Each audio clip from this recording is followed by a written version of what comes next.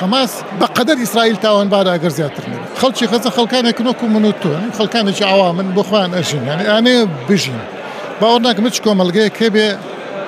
بمشي وي أو قبول به هتشكو ملقى كراسي مثلا نخبات نويش أو كهي من بيمويا حماس عليش استراتيجي جوري كردوه لم هلاش دا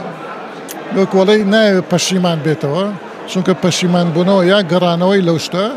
بيته هو شكستي جوري إخوان العالم نكحر حماس لغزة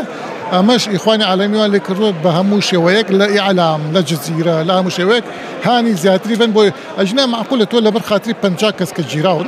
50,000 كس بكوش بيت نخير حماس بقدر إسرائيل تاوان بعد أجر زياتري واتدا توانين بلين أو جنگيك لو ناوچي رودادات سياستي إيران ياخد جهادا بيقومان سياسة إيران أوان خوان ما بستيان شيء وخوان أزان حماس بلان بيقومان إيران ولما وشا دركوت كداوي 500 مليون دولار يعني لإيران كروبو ويران كرني إسرائيل كسي شرطي نكردو بلا دروي أو قصي وشتيواني